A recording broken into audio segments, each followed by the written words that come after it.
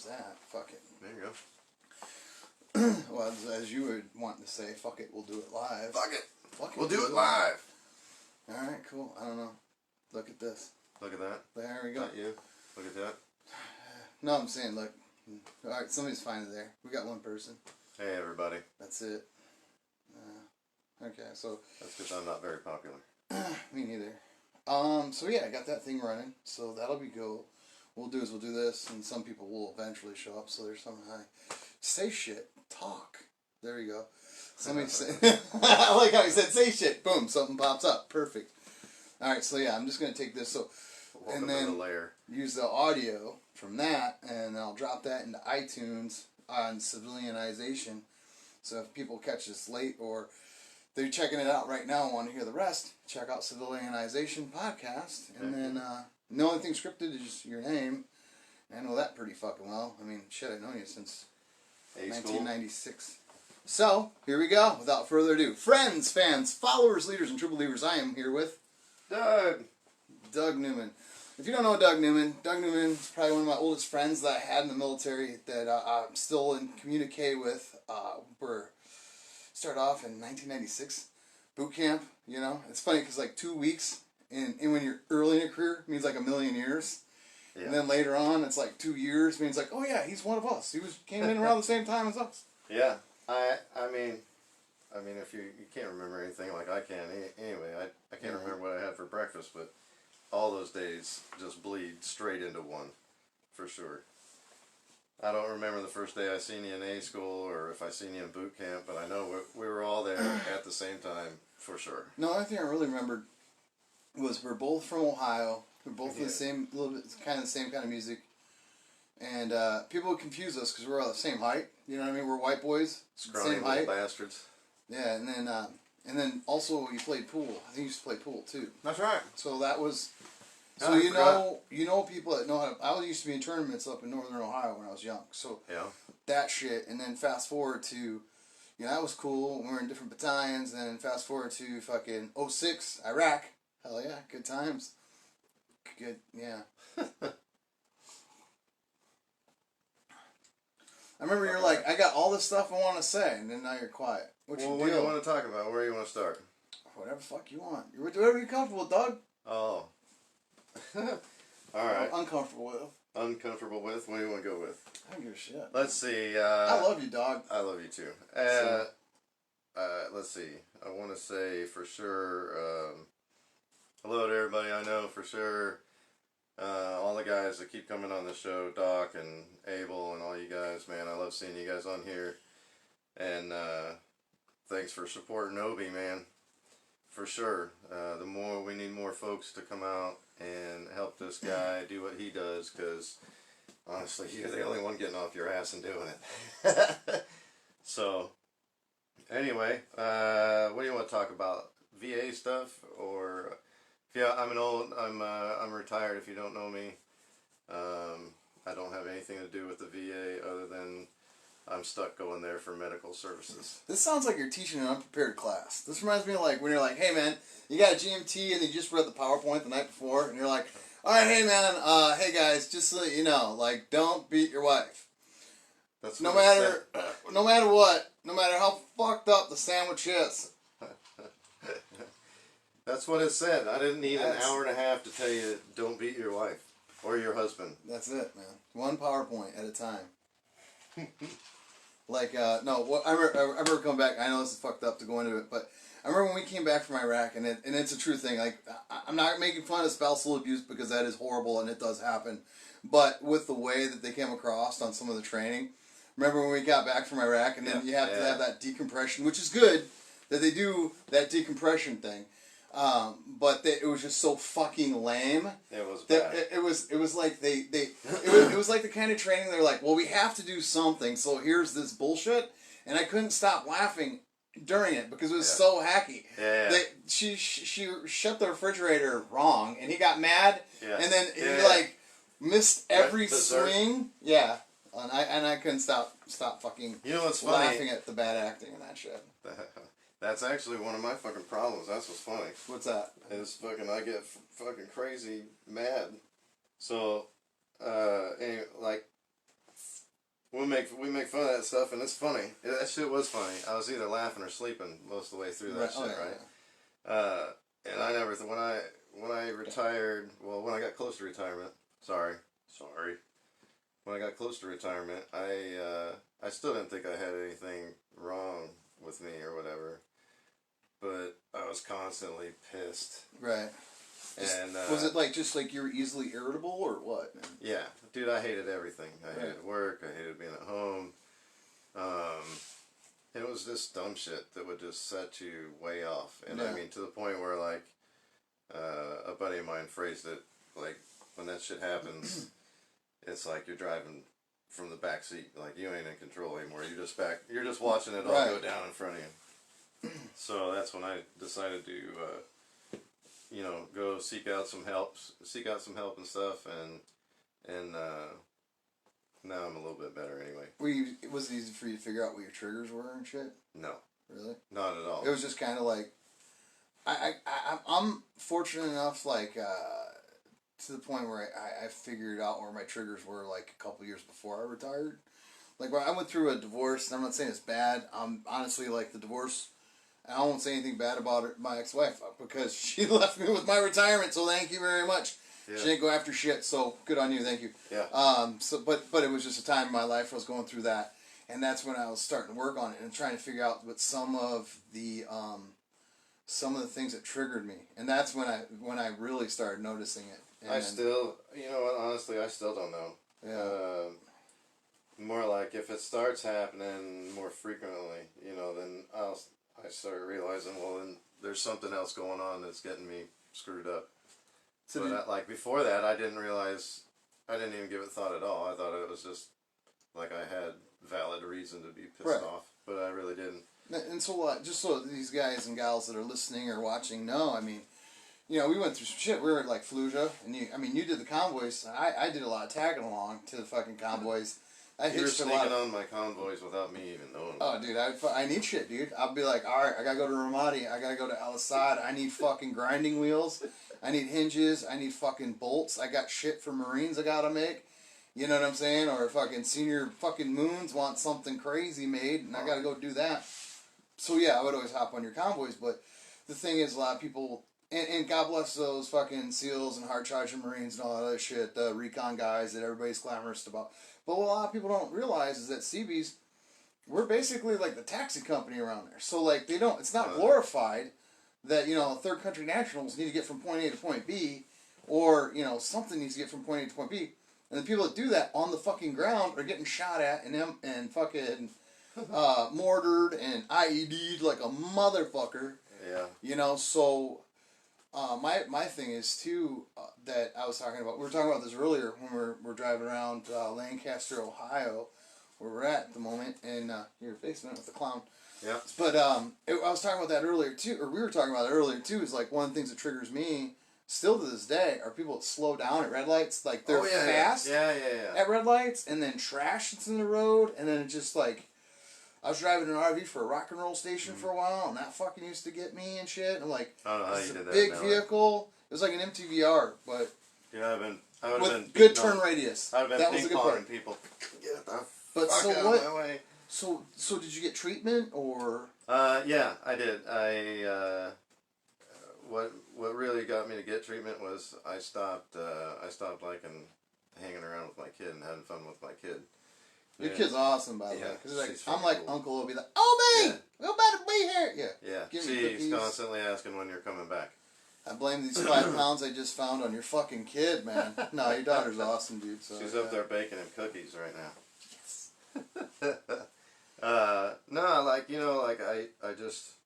I was too irritated to want to hang out with her, and I thought that was stupid. Right. And I didn't think it should be like that. So then I ended up in NICO in... What's NICO? NICO is National Intrepid Center of Excellence, and it's just it's an individual program at Walter Reed in Walter Reed, where they send you go out there to get all your PTSD treatment. They run you through like the red carpet, so you're going through MRIs. You're even going to play with the puppies that they're training for people that request to get a service animal. Like they're training them up there. Yeah. So, and then along with, shit, man, they did art therapy, family therapy, neurotherapy, all kinds of shit. Monitored your sleep and your heart rate and your everything 24 hours a fucking day while you're there. So they did like a sleep fucking study oh for yeah, you too? which was my second sleep study. And anybody that's heard me sleep knows I'm a skinny guy, but I got apnea like a motherfucker. There you go. They told me, I didn't even know, man. They said, yeah, you probably, the whole time you've been in, you probably haven't slept. Yeah. Period. And they said I was holding my breath so much through the test that it was actually screwing up the computer's numbers. It was like at least once a minute I was gasping. Like it looks like I'm gasping for air, like I'm seizing, but there's just no air coming in. It's the weirdest thing ever. Sonia will tell you. She's like, who's a fucking mad snorer? Yeah. Snoring or that, one or the other. Now she gets to sleep with Darth Vader. With my fucking little seatbelt. There you go. On. Yeah, fucking sexy. So yeah, I did all that, and I started getting a little better anyway. And it, there's no light switch. Right. So it's just something that you gotta learn to like just recognize, and then once it starts happening, get yourself in a spot where you can calm yourself down or whatever. Right. Yeah. I guess definitely. And I don't know how I started that conversation, but to me, I didn't think I had any problems because mine weren't the typical problems that everybody else was having. Okay. Like people, one of the number one things you always hear is like people can't sleep. Right. Like they go insomnia, right? So that wasn't my issue. I thought I was sleeping like a baby. I wasn't actually breathing while I was sleeping. Right. But you know what I mean? Like I could curl up in a ball on the bottom of the Humvee and just rack out, no problem. And I'd laugh about shit that we'd seen in the pictures and stuff. I never thought any of that bothered me. That was like, I always made fun of everything, and then Oh yeah. That was how therapeutic it is though. When we're there, that's why it was the easiest coping mechanism. That's another reason why everybody loved having me around, because the shittiest situation, I'd make fun of it. You know what I mean? Like we got mortars and guns, but these guys are shooting at us, but don't worry about it because this game can't shoot straight. Hence the military sense of humor. Oh hell yeah! Like I don't know. We were watching National Lampoons today, the documentary about it, and they were talking about throwing babies in blenders and stuff. The baby in the blender. And both of us are cracking up at the same time. It's just sick military humor. That's one of the things I love too. Is like I've been helping out Donnie O'Malley's crew, fucking Vet TV. So I love that. Yeah, I love it. Every time I see it, it cracked me up. So like some of the writers, I'm in some of their groups now and some other shit. So subscribe to Vet TV. There's the plug. No, but like they had me on a couple of their podcasts with Ron Ripley and all other shit. But that's the thing too. Is I think it really helps too is Vet TV and different just the fucking dark humor. And what I think and I wish more of us were comfortable with is having conversations like you and I have often. Yeah. Is that because a lot of times we're afraid. Maybe it's not the word afraid. Maybe not be the right one. It's just you're uncomfortable with talking about it because you don't think anybody else wants to hear about it. But at the same time, the more people will talk about it, and the more people hear about it, the more people will be like, "Oh shit, that's just like me as well."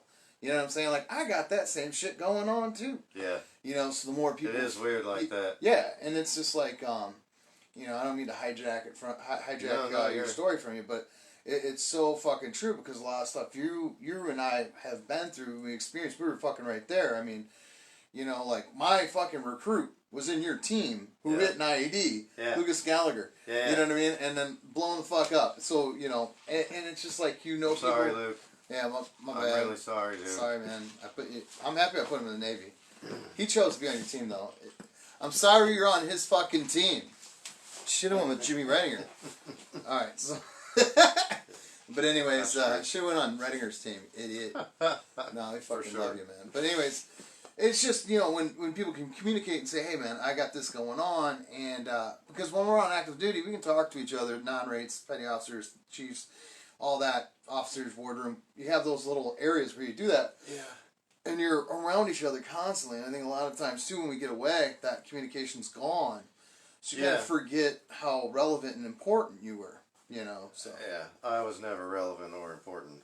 Well, but no, you know, like you're talking, you're starting to remind me of like crap. Like I remember to think of shit to talk about when I'm in the shower. And by the time we get around to do it, it's gone. Well, but we also had some old fashions, and we've drank some whiskey tonight, and had some really good Irish food. And here we are. We're doing better. We're doing better than the last time. So this is actually attempt number 3. No, the first one we did was at your house. And that was really good. But we tried it once before here, and I accidentally had taken too much medicine, and I just drooled on myself.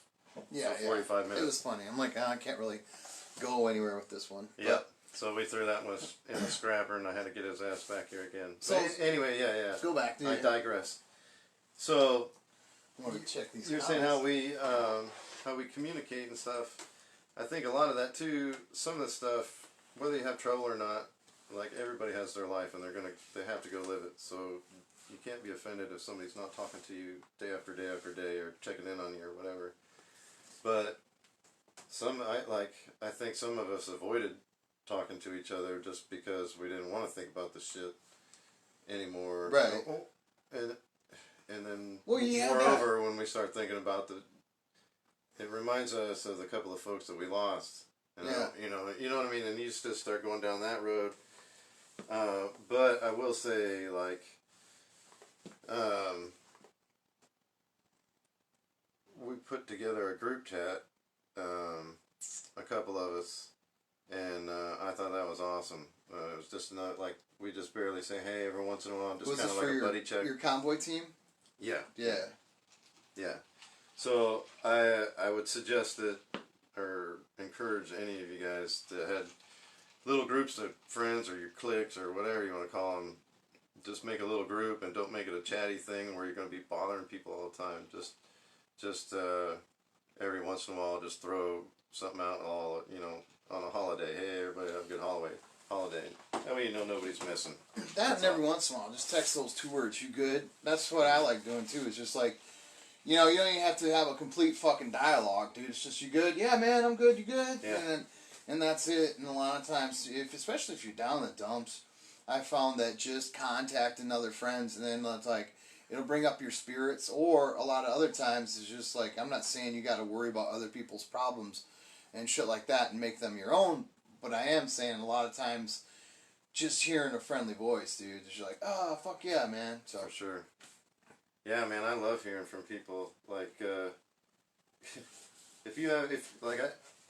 after I was retired for a while, I would just like open my contacts list and spin it, and just hit, like throwing a dart at a map or whatever. Call that person today. Most of them didn't want to talk to me though. Well, yeah. 'Cause why would they? I mean, come on. Like, oh Christ! It's this son of a bitch. He's calling me. I'd like to talk to you about your. Do they owe you money? Warranty. No. What? Speaking of owing money and all that other shit, though, one thing's cool is, after you got out, and I think what you're doing is pretty therapeutic because, fucking, well, not that, but like the other stuff that you're doing. The steel. Yeah, there you go. Yeah. So, when I was in Bethesda, actually, when I was at Walter Reed, I started doing the art therapy thing there, and I did art stuff when I was a kid. But when I went there, it actually worked for me. It just gives you something to zone off on. So if they talk about meditating or doing yoga or whatever, that's all it really means. If you can zone out on something, you're meditating. You're finding some kind of inner peace. So I got into that, and I started painting weird shit like evil clowns and make kids walk underneath them at Halloween. Yeah. Did you say like your neighborhood was scared? Your kids are sissies. They're so scared to come anywhere near our house at Halloween. But I also got a flamethrower out front. That's weird, Obi. You're playing me in the background. What's that? But, yeah, so doing art stuff, and then opened up with my brother-in-law and my dad. Opened up Royal Meadows Custom Steel Art, which is it's just like wall hangers or barbecue pits or whatever. That's the thing too. You're making these barbecue pits. Really cool, man. Or fire pits. Yeah, fire pits, not barbecue pits. I didn't know what the proper term was. I was gonna call it a fire pit Yeah, too. don't expect a grate to cook on. I'm not gonna get that for you. But yeah, that's therapeutic too. Yeah. So I get to, like my customers will order, like a lot of times it'll be like wedding gifts. Right. So I can put your name and stuff in there. And then the machine, I do all the design work, the machine cuts it out, and then I spend the rest of the day grinding. Yeah. And then I come in here and I paint. But it is therapeutic. Like, get yourself a hobby or something if you're bored. Or, like, find a new career that is suited to you. Like, you're trying to do comedy. Not trying. Well, now you're trying because of COVID. Well, yeah, that's very true. Yeah, man. But you know what I'm saying? Like, oh, fuck. Find a new purpose for yourself. Don't just sit in a chair. Yeah, the hardest thing in anything, in any direction, no matter what it is you're doing, is starting. Like, get the fuck up and do it. That's the hardest part of all that shit. Oh, yeah. And it's just like, well, what's the hardest part of doing stand-up comedy? It's like fucking going. Just show up. Yep. Just show up. You don't even... Yeah, nobody's good at first. Nobody's good at anything at first. It's like... That's the hardest part about the military, too. Yeah, you fucking get up, go. Like, you're skateboarding, dude, like, air skate, you fucking get up and you fucking fall on your ass. It's like welding or anything. Like, you fall on your ass, you just keep on doing it, and then when you land that trick, you're like, oh, fuck yeah, that ollie, dude. You're like, oh, hell yeah. You know what I mean? And it's just, and that's exactly how it, like welding, dude. I can't fuck. That was Obi in my shop Sticking the fucking, shit. If it was stick welding, maybe, but... No, you did fine, man. I know. I was picked that shit up like a pro. You guys would have been proud of him. Yeah, I was just self-conscious. I'm like, God damn it, I'm going to suck. And I was like, oh, okay, cool. I did like one. I'm like, I'm not proud of that. Give me a wire brush. Brush it off. Make that bitch look like a champion. Hell yeah. Dimes. Boop. So, what are we doing? Are we going to go all the way through Iraq? Talk about whatever the fuck you want. So I actually, here's one thing too, and it's like, if you don't mind talking about it, but that fucking day on mobile, man, that, because for me, that was like life, man, Yeah. And like, how did that even go down? Because I only know parts of it. So, they blew up, Mobile's like a 3-lane highway. Anybody that's been over there knows what Mobile is.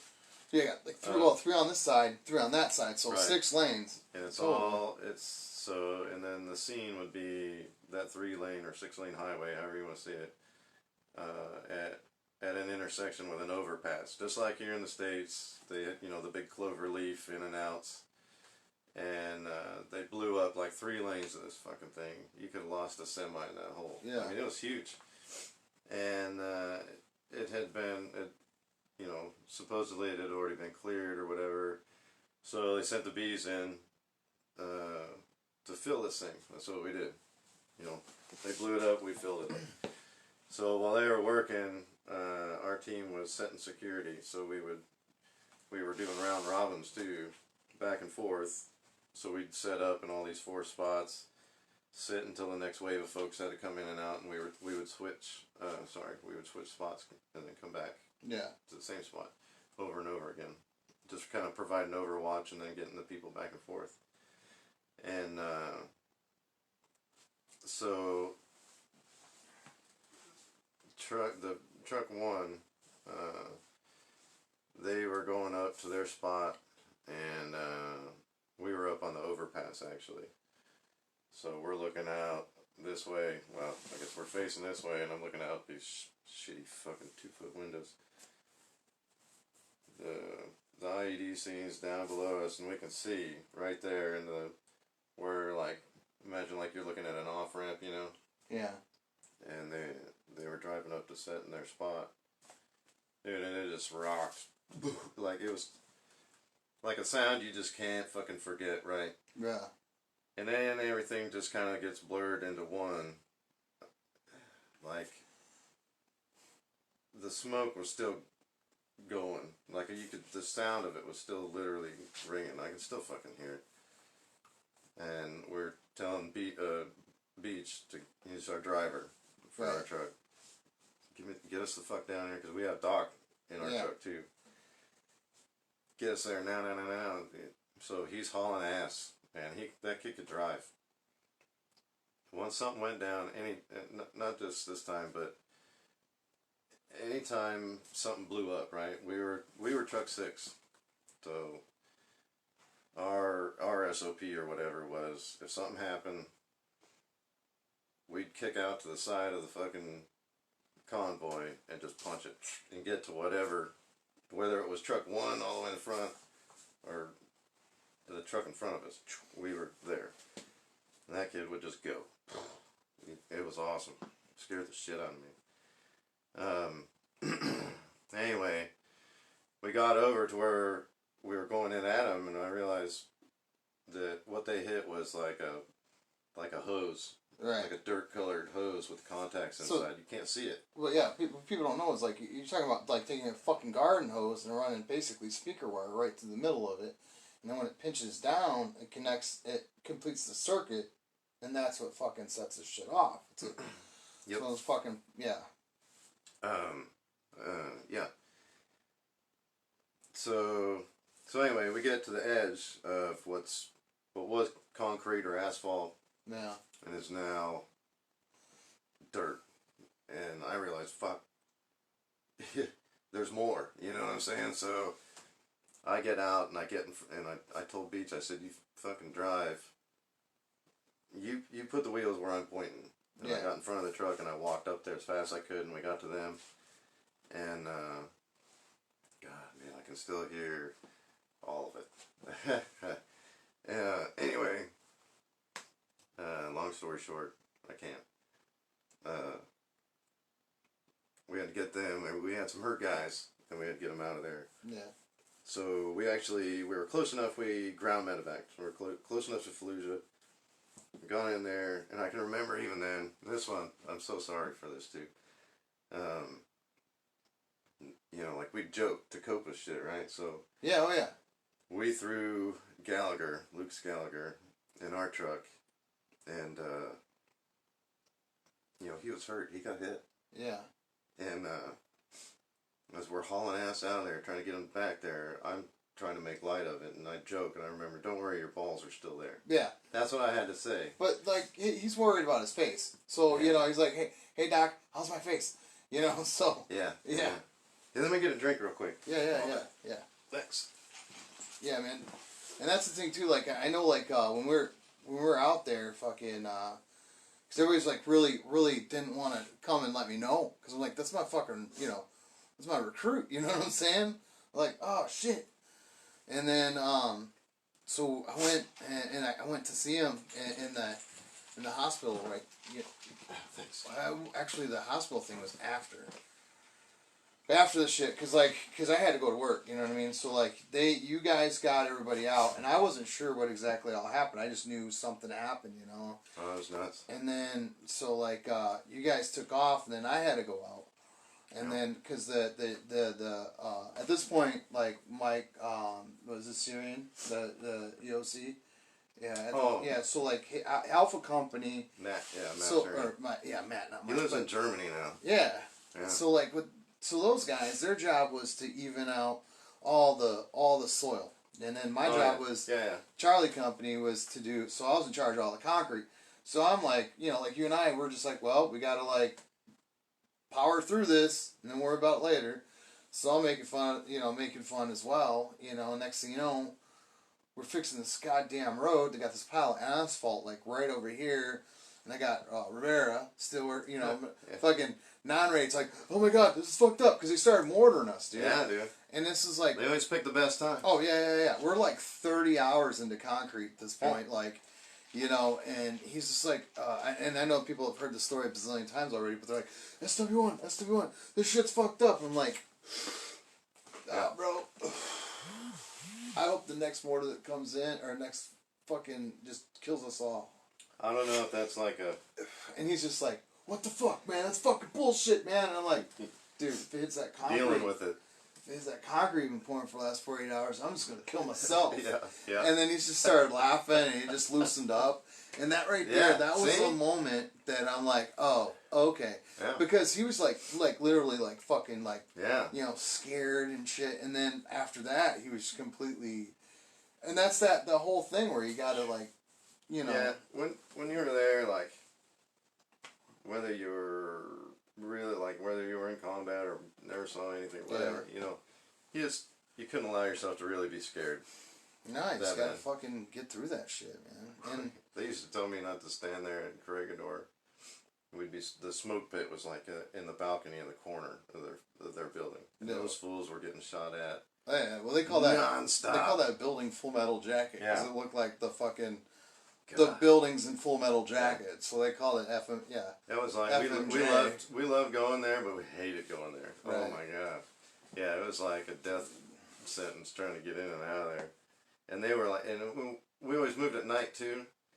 And that place at night, you just drive right the hell by it. You never even, the first time we went there, we were like, I can remember Chief was freaking the fuck out. Hey, Towers! Yeah. Where is it? Like, hey, sons of bitches! I swear to God. I can totally... I think Jarman walked out and like knocked on a tank. I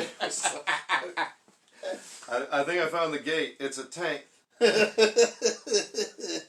You're like, oh fuck! We're in truck 6, like a mile back. Just we have no idea what's going on up there. We're just trying to hold it together, laughing. Or Doc would be snoring though. Not sleep through anything.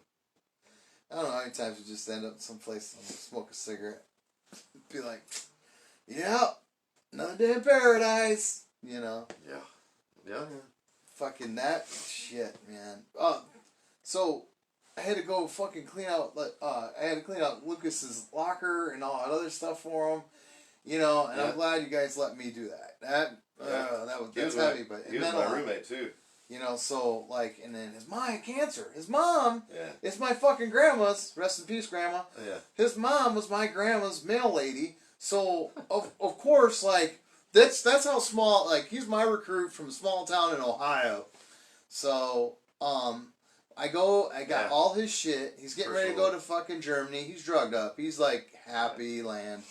You know what I'm saying? So I take him all his shit. And then when I get there, there's this general. And he's just like, this is 1 star. He's like, hey, he heard that was his recruit. Hey, come here. Yo. You're not going to believe this. This guy right here is this guy's recruiter. You guys getting a picture for me, will you? And so there's somewhere out there, there's floating, some general has a picture of me and Gallagher and I, like right there. Shit, man. That son of a bitch. I thought that was, that was crazy. And then we had that Chicago Bridge. That was another one that was fucking crazy. So that one, some of the spots, like I think 2 of your construction sites that we did security on. I think I get them confused, but Chicago was like it was like a bridge, and that's where Sonia was out there too, like lifting the whole mat up, shaking the whole mat. So Sonia, your wife, back when she was my wife Sonia's. Yeah. She was a BUCN there. Okay, so back in construction, Sonia. Wittenberg. That's right. I forgot where her last name is. It's been Newman for so goddamn long now. But, coming up on 14 years now. Yeah. Love you, baby. She ain't listening. She don't give a fuck about us, man. She's just like, go sit in the basement and shut up. I tried to get her to come down here. She won't do it. So, like, that Chicago Bridge was crazy. And that was cool, too, because, like, so that's where people don't understand. It's like, we did a lot. You guys did security for a lot of our shit. Yeah. We'd be out in the middle of nowhere fucking doing construction, doing some crazy stuff. I'd do it, like, fob hopping. I'd be in one place, ugh. Yeah, you didn't have it good. You had your office thing that you made, the little comics box office. This dude had it set up tight. Dude, it was good to go. So, But This your is- life wasn't easy. Like, No. you were constantly Like doing every something. 3 or 4 like days, it'd be like, hey, SW1, can you help me out with this? So the next thing you know, I'm like fucking some fucking fob with a bunch of seals building some shit. My favorite, and I think Kim Jong, whatever the, yeah, it don't matter. It's another story for another time. But anyway, dude, but anyways, I'm always at some weird ass random fucking fob doing some building and shit. But when go back to the Chicago Bridge where I was at, Oh yeah. that was crazy because like, it's a culvert. They just blew up. Another one, a culvert that they just blew up. And we're showing up and we're out there. It's nonstop. I'm up for like fucking just 2-3 days straight. Yeah. You And guys just- were out there day and night. And it's just like since I had I was the lead. You know what I mean? So it was just like that was my shit. And anybody else, not disrespecting anybody else, but as a coach for a football team, I want to fucking make sure I'm out for the game for the win. You know what I mean? So like, and if I have anybody else come into this fucking team that subs me out as a coach, this shit's gonna fucking go to shit. You know. And also, I understood how to talk to the guys. You know, like there's yeah. You're always one of the guys for sure. You did good with everybody. Oh man. Wait, what were we gonna say about the Chicago Bridge? So that was one where you were doing that, and Doc got tired of being in the back. Right. Like he's stuck back there. Like once he's in, he's in. Yeah. And he wanted out, and I was like, Doc, I made him walk behind me. Like wherever you go, I go. I gotta be a sponge for him. And I was like, you're more important than me. Whatever. He's like, yeah, let's go. Just shut up and go. But anyway, we'd been out for a while. It really didn't feel like a big deal. And you get that way, like, you're just walking around. Like, you may as well have been fucking walking around Oxnard. Fuck it. Right, well, Oxnard's still arguably not I think safer. that was Not as safe, actually. not as safe. Not No. as safe. But I think it was, you guys were shutting down shop. And when we collapsed in, and like as soon as we got in our trucks and we started to turn to roll out and everything, a sniper shot this Iraqi dude in the head. Yeah. Like as soon as we broke down to leave, sniper hits the Iraqi dude, and they go barreling by in a damn Hilux, and this dude's in the back with like bullet casings and brains just going by. Like the whole time I thought, Jesus. Like I had this motherfucker was out walking. We were out walking around like it wasn't shit. Yeah. And then 5 seconds later, when we collapsed in to take everybody home, that dude had to have been watching us the whole time. Dude, and that's where the comfort zone is. The longer you're there, the more comfortable you get with it, which is not cool because complacency kills. Apparently, this guy got more, he got the Kennedy treatment, for fucking, so he was kind of fucked, Yeah. It's just shit, this stuff like that. Yeah. Is what amazed me. Like, I think that I'm more screwed up. Like, I should be dead. For sure. Oh, dude. Dude, Yeah. The stuff I yanked off the road, some of the shit that we did, not just there, but in other places, I can't believe that I survived and other people did not. Yeah, man. It blows me away. Fuck, I was going to say something else about... Well, you think about... so we were talking about that big IED. So the big one, that's the one everybody always wants to talk about and know about, is that one. Oh, the fucking, yeah. And that was actually, it was the worst, and it was the first. And that wasn't the beginning of the deployment. Like, we had gone, I want to say that was down near halfway through the deployment. Describe what it looked like. What, the front of the Humvee? No, the big IED. What? Oh, that's that one from Mobile when they blew that thing off. They blew the whole front end off, and our guys were hurt. Yeah. But we had gone that whole time, and we never even saw an IED. Yeah. Like, and we were gone every night. Every night we're out. God, and we're like, we were actively looking. Like, right. You want to say, like, oh, well, we had to have been complacent and just missed the shit. Bull crap. No. Them dudes were up there fucking looking. Didn't see shit till then. And then once it happened a lot more. Like, then all of a sudden the bombs started happening. Fucking rockets flying. Pavin. By the way, Pavin should have a fucking Purple Heart. I don't know who all watches this and who can make that happen, but he got hit with a fucking IED, and he's still waiting on that. So somebody make that happen. Yeah, that's You know, general or somebody we can call. Yeah, no shit. Like, remember how? Because on mobile, I think McKee did too. Is I returned fire. I think McKee returned fire. A couple other people, because they were shooting at us and they're mortaring us, and we're just like, and I'm shooting and I'm laughing my ass off. I know what you're trying to lead me to. And I'm like, yeah. So like, well, I'm not trying to lead you to it. I'm just telling you that fucking like some people should have got combat action ribbons for goddamn that thing. If that's what you think I was building up to, but that's. No, I thought you were going for CE1. Oh, no. But that's true. So, hey, listen. That guy. We won't mention names, but I'll get there. Okay. But yeah, you bring up two good things. And actually, Sonia was out there too. When you guys were firing. Yeah. She was out there firing right along with you and McKee and everybody else. And that whole thing was set up to be some kind of fucking crazy complex attack. But whatever. But that two things. One, there are women in combat, and they don't get enough fucking recognition. I know plenty of girls have pulled the trigger. Yeah. You know what I'm saying? But like, when me and Sonia go to Lowe's, they look at me for the military discount and not her. Yeah, totally, man. It irritates the fuck out of me. It's not right. No, because I know, like, there's some, and then I always use Christy Thrift as my fucking, my God honest true level. If this was land block, I'm like throwing my Christy Thrift level on it, being like, yo, you want to talk about some bad motherfucking women in the military? She'll level all that shit out. You know what I'm saying? She went through everything. You know, good people too, and she's still in the game. You know, she's still in the game. Master Chief Christy Thrift, hell of a good people, and that's where it's like, there's so many badass women. She doesn't buy thrift anymore. There's so many badass women. Oh no, just on Facebook she don't. In real life she does. On her uniform. I haven't been back there. On her uniform, she still wears thrift. On Facebook it's something else, but we won't tell people what that is because we won't. It's a secret. So, hey, you guys are out there shooting women in combat, killing it, crushing it, fucking pipe hitters, right? And you guys bring this up with fucking Doc. Doc and Obeda all the time. And there's still idiot people out there like this CE1. And I think it was it Stevenson?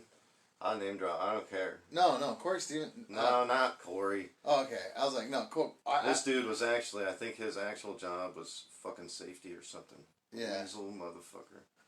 So you guys are in a legit firefight, and he's one of the guys. So they used to punish us for losing rounds, right? Or anything like that. And Dude. So when you leave the wire, you go hot, right? You lock and load. It's not just for your safety, it's for mine. You know, this idiot had stuffed his ammo in a sock. And he was not live the whole time when you guys were in the firefight. No. What an idiot! You could have got somebody fucking killed. Sorry. Yes. No, don't be sorry. It's fucking. I just thought it was fucked up too, especially because this individual. Fuck, man. I mean, like, you just don't do that. You're more worried about keeping something clean. And it's like like you're ever one time and the entire time you're there, you might need it and you don't fucking. Besides the fact, nah, man, you joined the Navy to be in a combat unit, like you signed up for this shit. Dude, and it's just like, god damn it, you fucking ribbon chasing fuck. Yeah, you know He was one of those, like. Oh god, perfect, I fucking hated that. Inspection. I don't even have a cruise box, dude. Not cruise box. I don't even have a shadow box, dude. Like. I mean, I loved my time, and I loved all that other stuff, but it was like, and one of the things I loved, too, is Rivera. I made sure, like, they were on, because of the steel shop, we fucking did some cool kick-ass shit, while we were there. And I'm like, I don't deserve it. The hardest fucking worker did, and I made sure Rivera, he was the only non-petty officer on that fucking deployment that actually got an AM, out of our crew. Yeah. And I was just like, oh, hell yeah, dude. And it was like, because they wanted to give me it. And I'm like, I just said, go, you know what I'm saying? Yeah. And for me, I'm maxed out because we're going up for chief at this point. We're E6s. Yeah. Going and all those 2 points do absolutely nothing for me. It just looks cool, but for this guy, that's 2 points on his next exam or 4. And Ham's 2 or 4. 2. So yeah, right? Nam's 2 points. I think I forget, but back then it was 2 points actually. Yeah. You know, so this is gonna help him. You know. I think I only got one. So one your entire career. Yeah. I think I got by the time I retired, I had like 2 or 3. Oh, there's Mash. We were in 3. God bless you. This Mash Chief's like, "Hey O'Brien, did you write up your retirement name?" I'm like, "No." Yeah. That's like telling me to gift wrap my own Christmas present. Yeah. I'm not writing shit up. I'm fucking retiring, man. That's not gonna do me any good. So I didn't get any awards out of 3 when I left. I just left. You know, I was just like, and that's not a bad thing, and I'm not criticizing it. I didn't really want anything. I was like, thanks guys, I'm fucking out. So NMCB3, if you owe me a nap. No, I'm just kidding. He'll bake you a cake. Nah, those guys are fucking You'll get cool. one. It's funny because there's a lot of people, man. They come back and forth. 40. That's what I loved about 40, man. It's like so many people like came back to that battalion. You did that battalion twice, right? I did. I was actually at MBVC at the time. Naval Base, Ventura County. Yeah, and a pretty skate ass duty. You know, can't lie, it was pretty chill duty. Didn't have much responsibility. We did the like we owned the ceremonies trailer, so anytime somebody retired or whatever, we would go and set up the flags and everything. And halftime we'd mess that up. I'm pretty sure. Yeah, so you guys were at the chapel doing all that shit. Yeah. And it didn't. None of this panned out, but I'm good buddies with Bruce Seitz. Yeah. So he calls me up. Hey man, what do you think of this? You know, like I'm sure you've had the call. Hey, we're gonna do this. We're gonna go to this command together. They're putting together a team. Yeah, dude, that's how I ended up in 4. That's how I ended up in 40. Yeah. You know, it's like the Blues Brothers. We're putting the band back together. Yeah. Jake Elwood. Yeah. He wants 2 white pieces of white bread. He wants full fried chickens. Yeah. So I actually I was like, screw it, sweet. I canceled shore duty. Yeah.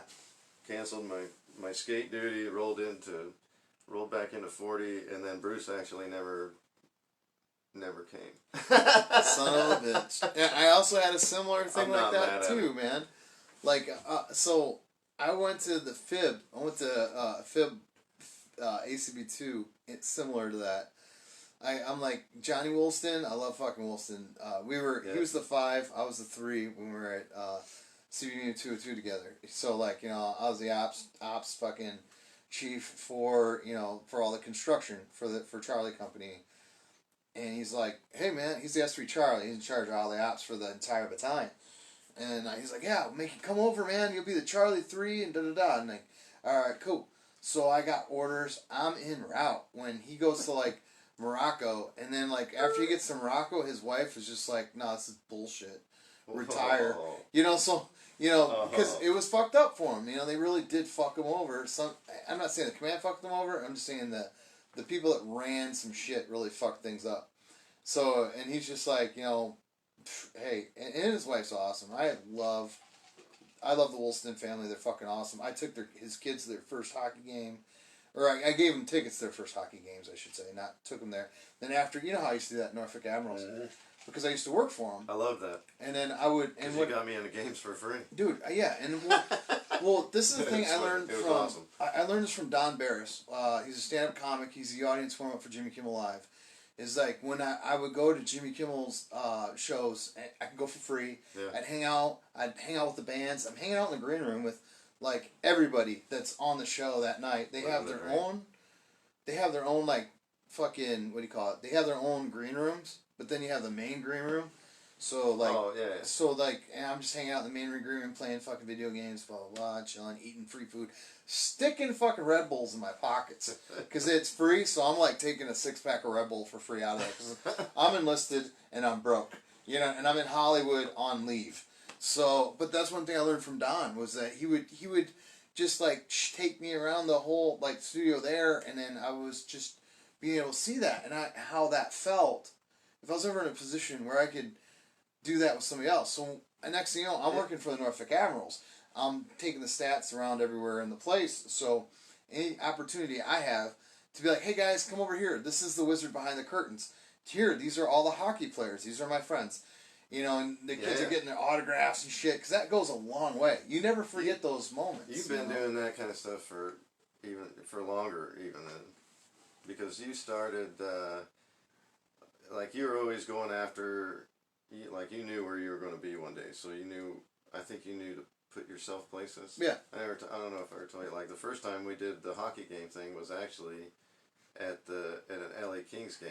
Oh, that's right. Yeah. And you went in your blues, and you were the guy down on the ice. Yeah. While they were doing the national anthem, and you took me and Sonia with you. It was awesome. That's right. And I forgot about that. And to watch that go down, it blew us away. It was crazy, and an awesome hockey game. But then sitting down below us was the radio.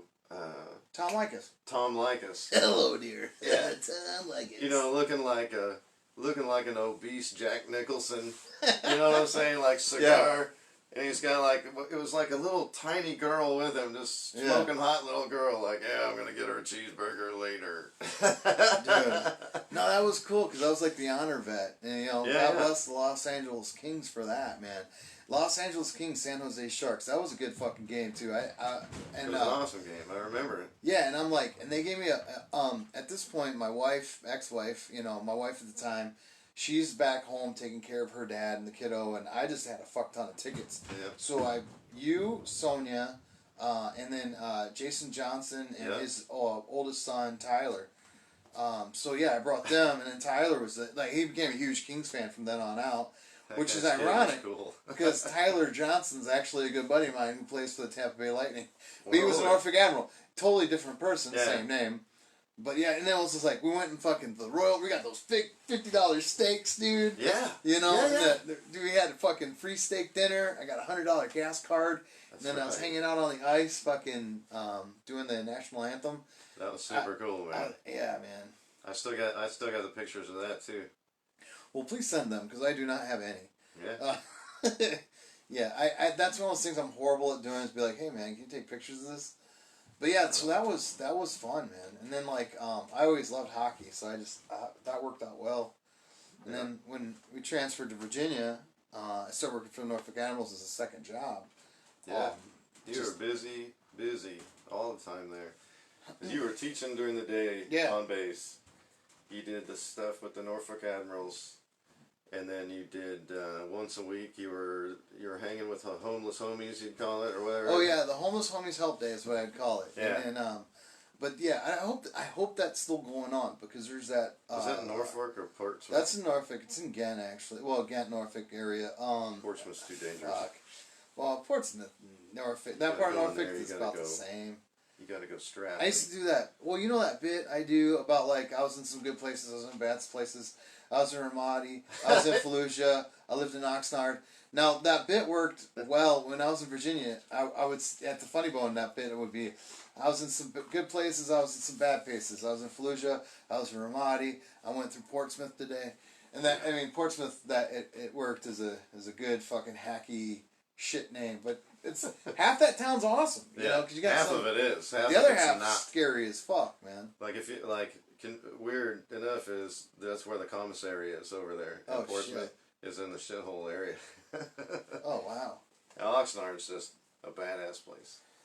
So that's why anything Michaela was born in Oxnard. Anything that's the alphabet or fucking says gardens in Oxnard, that's if you're living on the alphabet, you're fucked, dude. I was on H Street at one point. I was on J Street. I lived on Gonzales. I lived on flower name streets. Yeah. Oh, you were not too far from my old place.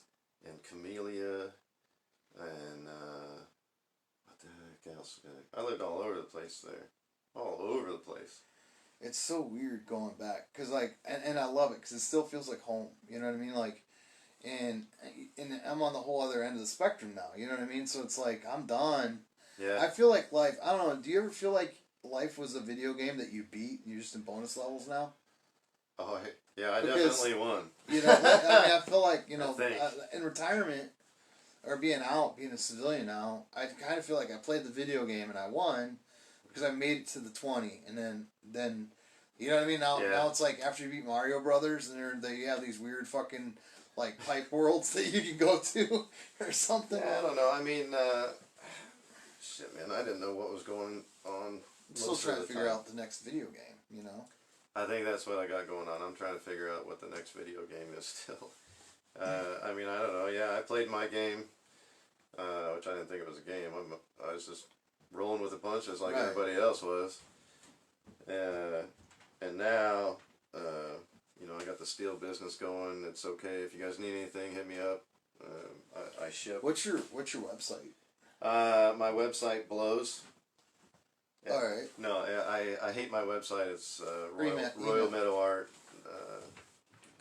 or something like that. But it's just it's ugly. It doesn't look right. I'm canceling it at the end of the year. Well, but then you can find me on Facebook at Royal Meadows Custom Steel Art.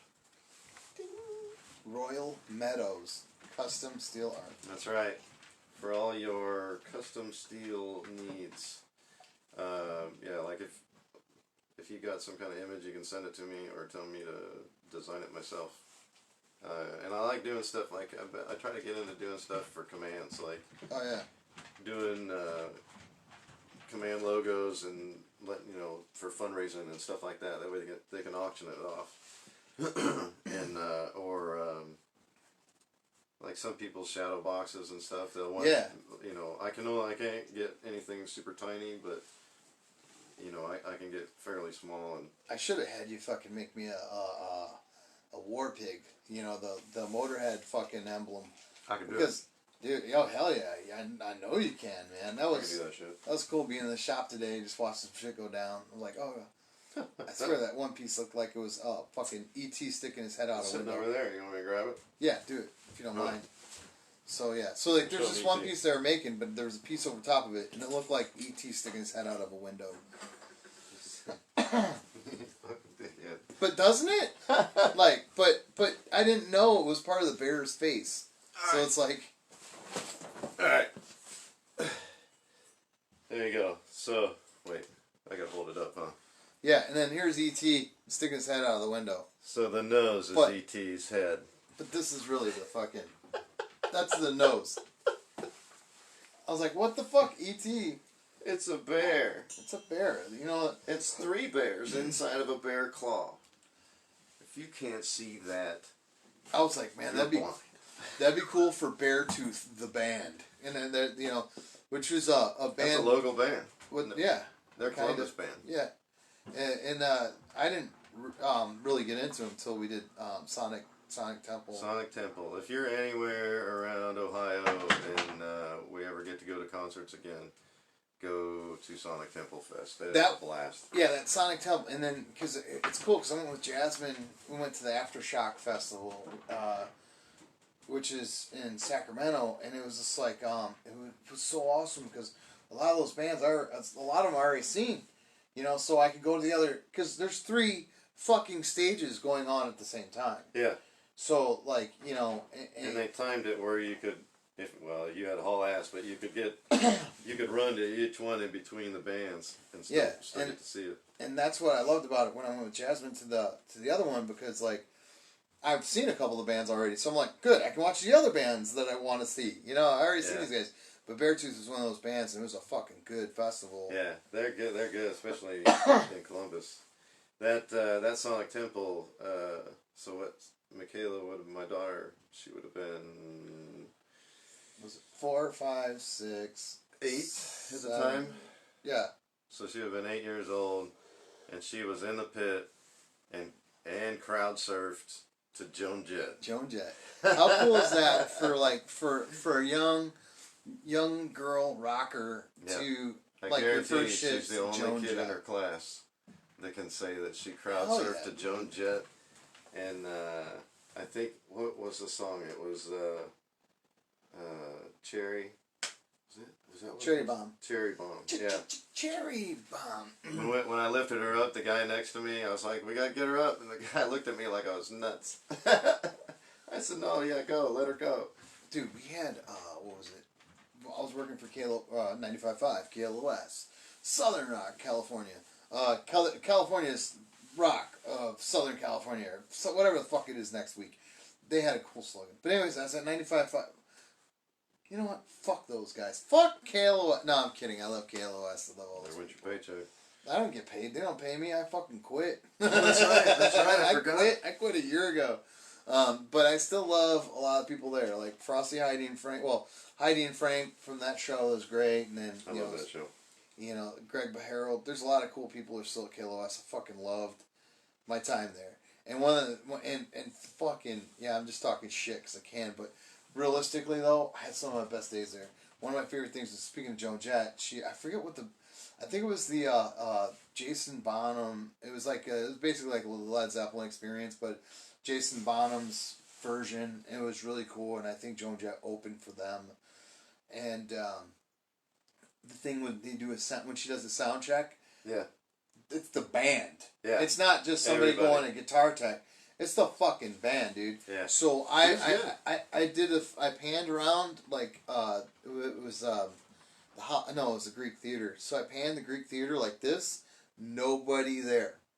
And they're playing Cherry Bomb, and it's just like so fucking cool. Because then we worked the show, so then I got to see them later. But it's like holy shit, and that song just so fucking killed. I mean, it's killed ever since the Runaways. Yeah. Shit. So what else were we talking about earlier today? VSOs. Yeah, well, that's a very important thing. It's like veteran service officers.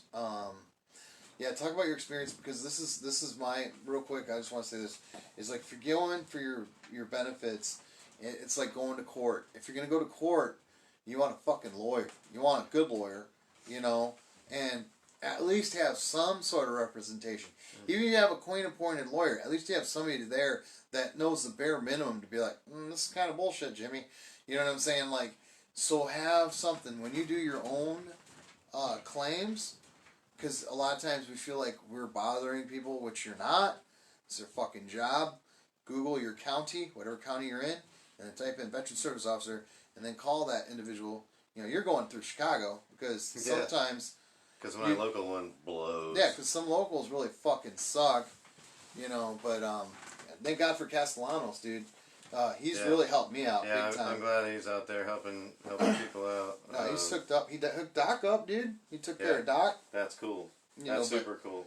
You're saying? Yeah, so I have to pull up the email so I can get her name correct. But my first experience with a VSO after I retired, I didn't understand. I was clueless as shit. We all are. They don't.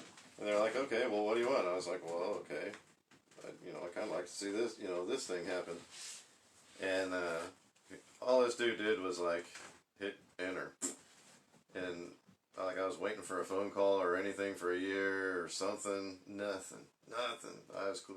And then, I think after, a year, you keep constantly checking your e-benefits page. Yeah, right? And it was like, denied. What the hell? So... Anyway, so that was an experience with an actual VSO, and then I had a buddy try to help me out. He was a CB, and we were just having trouble communicating, and one of my emails was jacked up, so it ended up just not working, period. It wasn't his fault at all. Right. But now I'm linked up with a real VSO who had called and had an actual conversation with me, and laid out wanted to know what my goals were, and actually talks to you.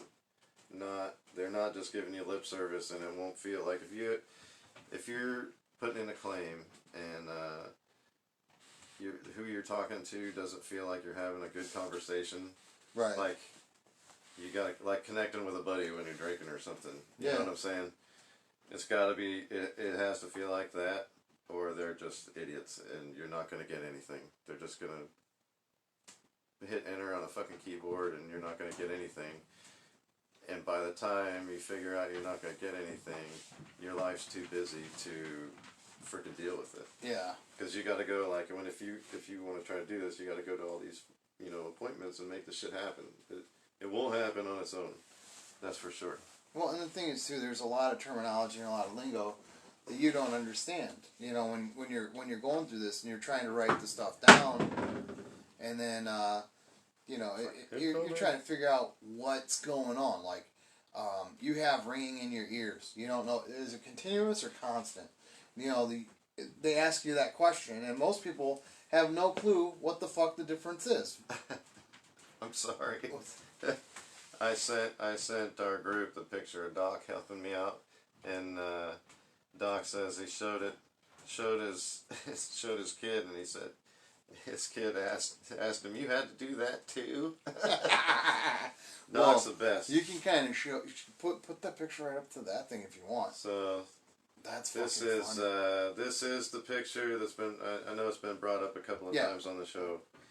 So I figured I'd turn it into proof instead of, and so it's not a fucking sea story. This shit was real. It happened. This is how we dealt with being out there. We're sitting on an IED, waiting for EOD, and I had to shit, and it wasn't gonna fucking wait.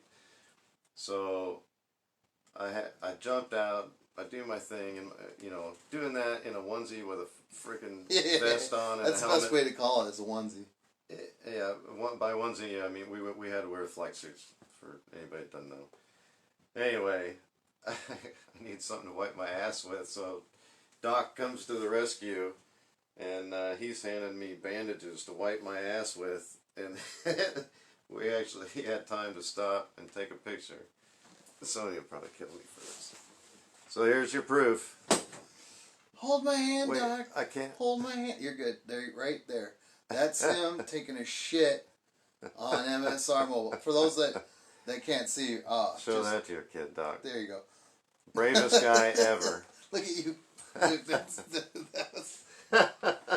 Oh, cool, man. So we got some people that fucking chimed in while we were going through here. Fucking Kano's like, foot spade. That's awesome. I love Kano, dude. Good people, I do too. Kano is good people. King Ski. There's not a lot of good people left back there, and but you're one of them, brother. Doug Schmidt screaming Doug Newman. I was an S33. I seen Doug Schmidt do the Brooklyn Shuffle in Africa. I wish you It could was have the made it to my funniest shit I've enlistment. ever seen in my life. There it is. I remember a pic of him sitting or shitting. That white bucket. Haha. In a white bucket? What? I have no idea. Whatever it was, I wouldn't doubt it. 12 or 13 more. What's up, fuckers? From Curtis Cox. I miss that fucker Oh, too. goddamn. When you were pulling into Crickador, I was jacking off in a 120-degree porta shitter. Yeah, that sounds like Ben. That sounds like Ben? everybody. No. That porta shitter was on the other side of the tank too. No, oh God, that's fucking funny. I got Ed Nash to stand by, blah, blah. Hi, everybody. Wolf. Come see me. Todd Bernash, good people. Hey, what's up? Chestimus Prime. Man. Were you there when 5 won the CB Cups, the CB Days Cup? I don't even remember. I was in 5, 96 to 99. So I was just like, I don't remember after. So I was in 3. Yeah, like you were. That was cool too, because you had a couple of kids from my class. They were on restriction, and I think they got rolled back to you, and they graduated in your class. You know, and that's the funny thing too, because like we were so close, like because builders they graduated like all the time. There's like fucking there was it's like a guy to girl ratio at a college party. Yeah. There's there's 100 builders and one steel worker standing around. So we'd graduate like every month. Like we're better. Yeah, dude. I mean, there's steel workers are builders that can fucking weld. I know. Damn right. Royal Meadows Column Steel Art LLC, Rockbridge, Ohio. That's me. That's my boy Gene Schaefer. Good people, man. We were in 5 together. All right, so when we were in Puerto Rico, my second deployment, it was cool because like we call it the third class mess. I was a non-rate at the time, and because all the chiefs had a mess, first class had a mess, the second class had a mess, and we had 2 picnic tables we just put together. It usually be like me, fucking Skippy Vaness, Isaac Baca, Gene Schaefer, fucking, and Gabe Garcia, a few other of us. And we just sit around and just drink every fucking night. And the funny thing was... Now that I did do. everybody from all the other messes ended up coming and hanging out with us and bitching about their messes. You know, so that was always fun. Gene Schaefer's a good dude. He lives like nearby, so nice. My first deployment with 3 at the same time. You know, I didn't know there was a mess back then. When I was a non-rate, I was clueless. But that was with 3. I had to link up with him in Rota, Spain, and it was, your first deployment you had to do that too. I had to show up to Okinawa. Yeah. It was. By the end of it, it was awesome. But initially, it was the first time away from home. Right. I don't know what's going on. I was, scrawny, still am. Scrawny little fucking cocky fuck. Yeah. So they put me in the galley, and we did FSA, I think, for the rest of the deployment. Yeah. Yeah, it was crazy. I'd get fucking shit-faced drunk, and I didn't want to be late, because that was like the death of you. Dude. So I would, I would, when we'd get back in, which might have been like 5 minutes before work or something, I'd jump into my uniform, get cleaned up, and I'd run over to the back of the galley where we'd smoke, in the little smoke pit area, and I'd leave a trail of rocks to the back door to the galley. So when I think it was DK3 Deanne Polvino was like the master at arms at the time, and so when she'd come in, she could follow the fucking rocks and find me in the smoke pit just laid out. But I was never late for work. That was a different time, so. Oh, yeah. You can't do that shit in the Navy now. Nah, you're fucked up. You're done. No, it's funny. I wouldn't have made it. If I had to go back and do it again, I would not make it. Well, it's a different time, different thing. You'd make it because you got a good head on your shoulders, and it's just like because you had been growing up in this day and age. And that's where a lot of people miss the mark, because because Vietnam guys would say that about our generation. You know what I'm saying? The World War II guys would say that about the Vietnam generation. You know what I mean? Because we're like this generation. It's a whole nother ball game, but we'd adapted to it. That's the thing. But what I thought was funny too, I do this other podcast. I ended up putting it on here. O'Brien and Yingling. So when I have Marty Yingling on here, he's like, he's the Master Chief, me. Everybody knows Marty. Yeah, so he might not know you, but everybody knows Marty. Oh yeah. So like he and I do a podcast together, and the very first day, and this is the real fucking deal, because I know he tells the story slightly different, but so we show up. When you get done, I'm gonna do something he doesn't know I know, and he'll probably be the only one that remembers it. So we show up in like 3 a.m. It's me, Jimmy Redinger, Jeff Ruppel. There's like 7 fucking non-rates that just show up at like 3 a.m. in Okinawa.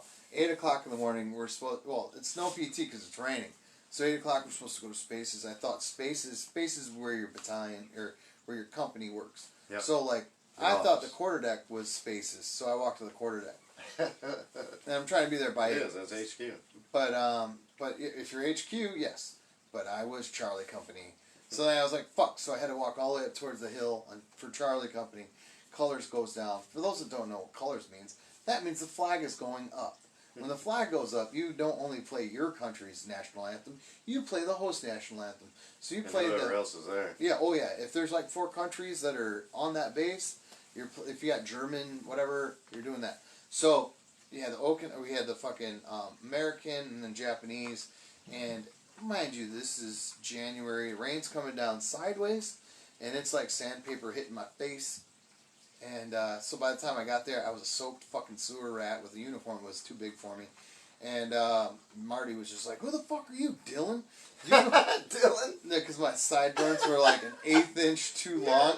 They're like, "Hey, go talk." Oh, you're late. Oh, Obi used to rock like he was like the almost raver coming in. Oh fuck yeah, man! I was like a hippie, bro. Like I had long hair and chops before I came in.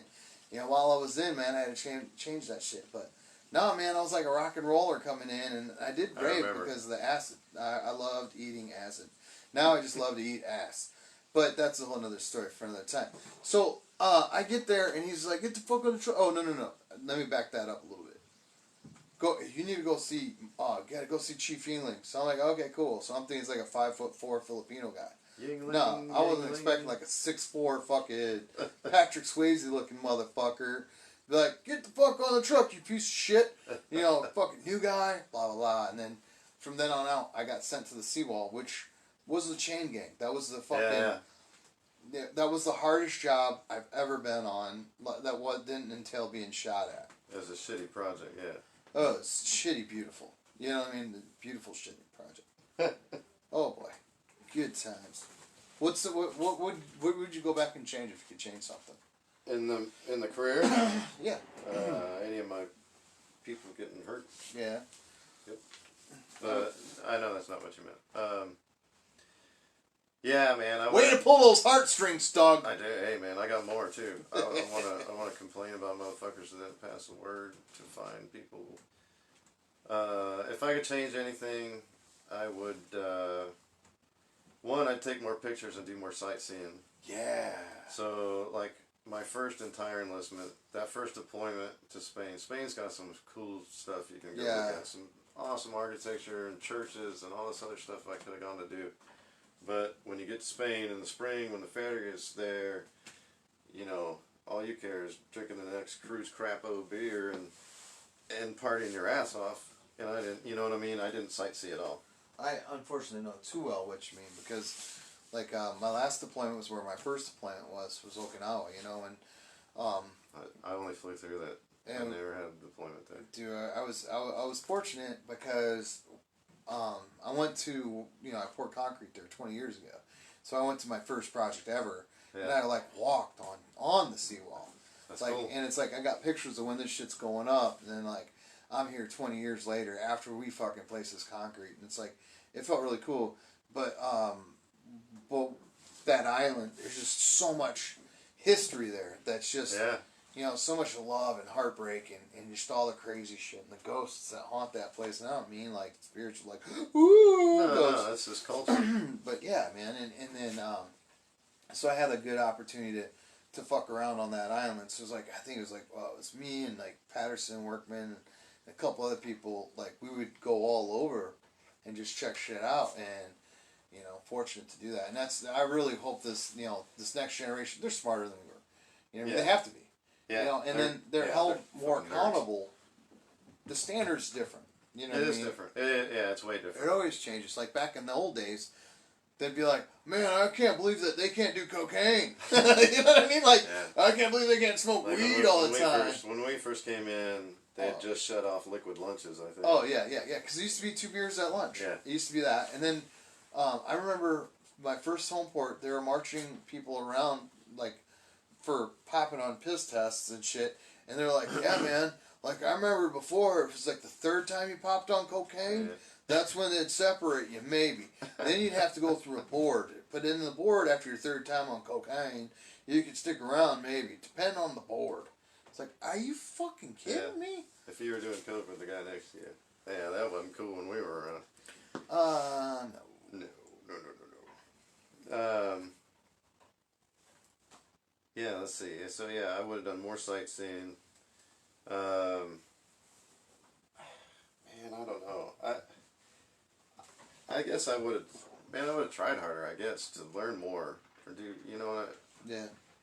There's so much more that we could have accomplished, but priorities, man. I had to go to the top deck, drink beer or something. Which is no longer there. It's sad. Is it really? It's gone. Oh yeah, it's a fucking dispensary. Yeah.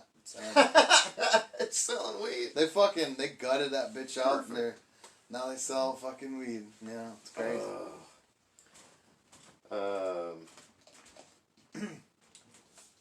What do you want to talk about? 22 a day? Yeah, man, that's always good. It's always great. Yeah. Yeah, that's always fun.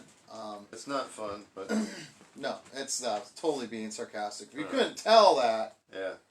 So... Hey, just buddy. All we gotta talk about for 22 is just buddy check people. Like we've lost a few people from our team already, and I say already because it's not like we died of old age. No, and so like there's people who've gone missing, and we're looking for people. Do your part, spread the word, and look for these people. If somebody's missing or you ain't heard from somebody in a while, look them up. You know, Jermaine Young, he died alone. And we could have found him if more people would have pitched in. This kid was hurting. So if you didn't help out, fuck you. And those that did, thank you. I wish we could have found him in time. But look out for your shipmates, man. During that process when Jermaine was missing and we were looking for him, I found out that there are so many more of us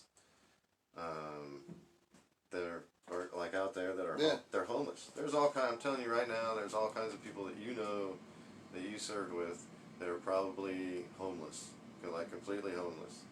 I was talking to Chris Wright. He was like, "Yeah, I think he was up near San Francisco." He was like, "Yeah, I was walking down the road and I looked down and there was so and so." Like, right. What the fuck, man? Yeah, I mean, just because you think they're all right, they might not be all right. Yeah, just that little bit of contact goes a very long way. Just For you know sure. that, just that little bit of relevance. Feel like that you're there. You're something.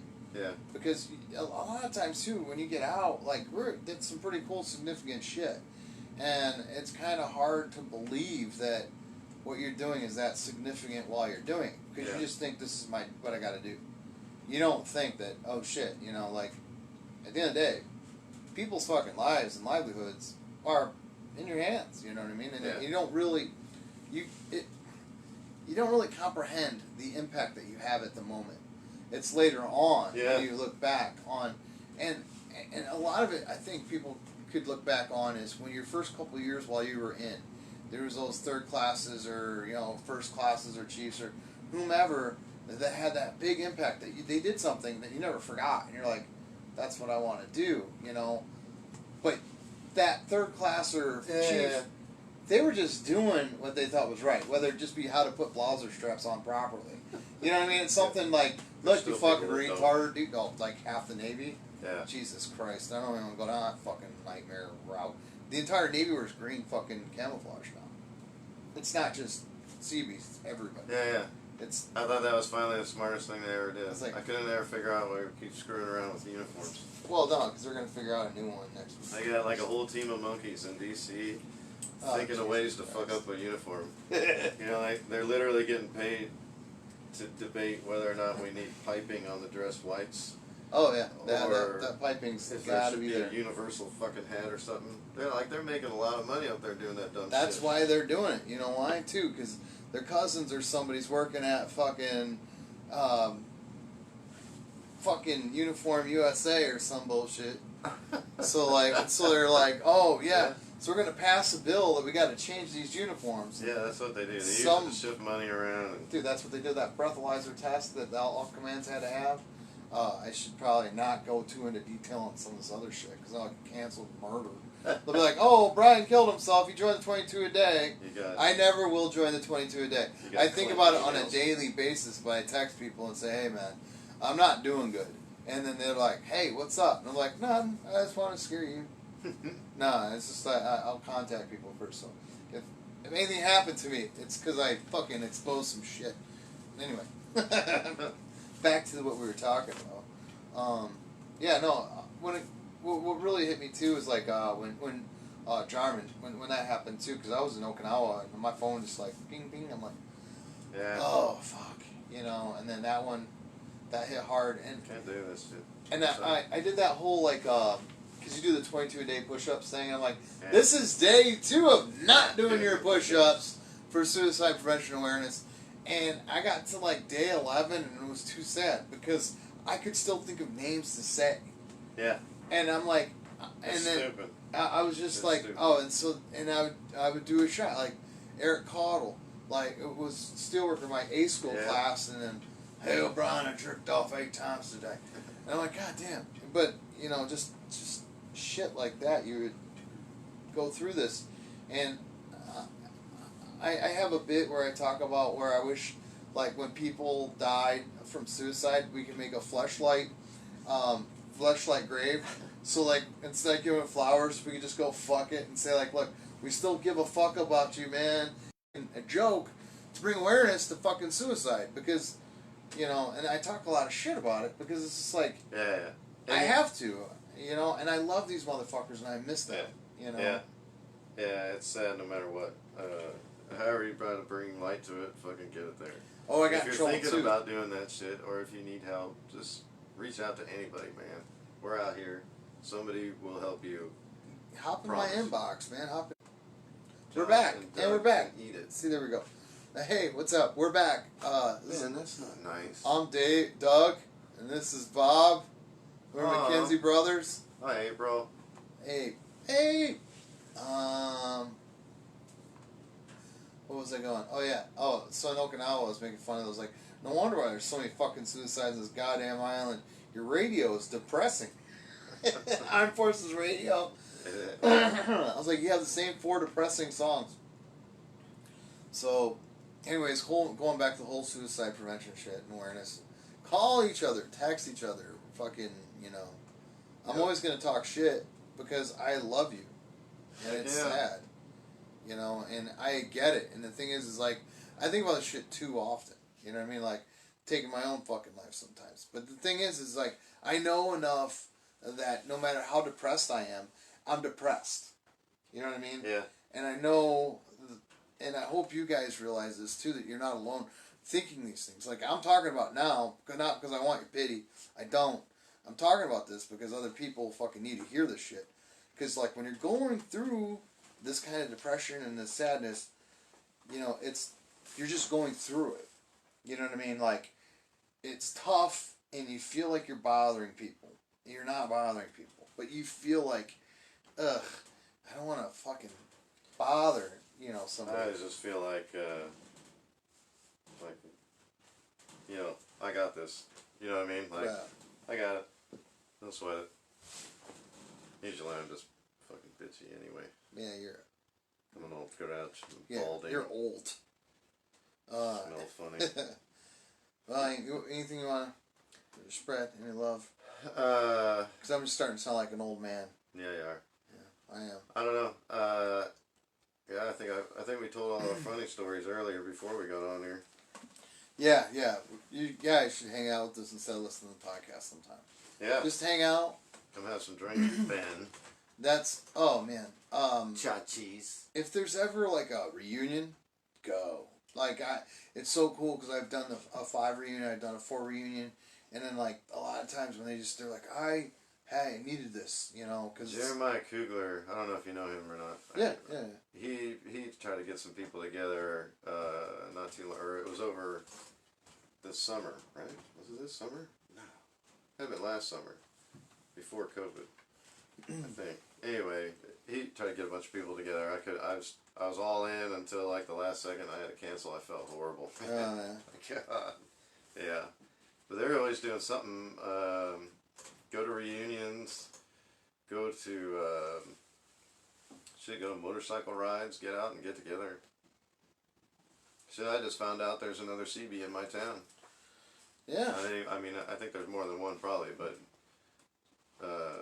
I'm gonna look him up and probably go hang out later, and that's due to you too. Yeah. Dude's like, and he sent me a nice message. He's like, hey, I'm a fan of this podcast. I like listening to this, and it meant a lot. And I was like, oh, cool, because I think he found the one on this. And I was like, did you ever listen to the Spotify? Not Spotify. Yeah, I'm on Spotify and Stitcher, iTunes, like all that other shit. And then I'm on all those. Like, check those out. They're even better because you can hear all of them. This is true. But yeah, man, fucking cool. Fuck yeah. Good? I'm good, man. So, anybody else? You guys got any questions? Love you too. Love you too, honey. Oh, it's fucking Chachi. Yeah. It's good people, man. And then Ben McLaughlin says he likes to suck cocks. Oh, never mind. He says Josh and Doug can eat it. That's what he said. Close enough. Your Traeger. What's that? Baggert. Oh, shit. Good people. Alright. So, for all those I followed, thanks for making me a better leader. For all those I've led, thanks for making me a better person. I'm at Josh96OBRIEN on all fucking outlets and stuff. And I think I'm CB Josh on Parler because that's a new thing, apparently. I don't even know what that is. Yeah, it's like fucking Twitter for Republicans. I'm so completely So, disconnected. Well, yeah, it's like a lot of people on the right side of the house were feeling censored from Instagram and everything else, and Facebook. So they kind of went over to Parlor, and it's like supposedly uncensored. So I'm like, oh, okay, cool. Give it a shot. Yeah. Go in there and say some shit that'll get censored. Fuck yeah. All right. So say censored stuff. Anything else? We good? All right. One more thing. All right. Keep your chin up. Never let the bastards get you down. And fuck all them fucking bozos. Fuck the bozos. Fuck them. And never forget that Obi loves you, and so does Dougie. You too. And then we're out. Bye. Word. Later.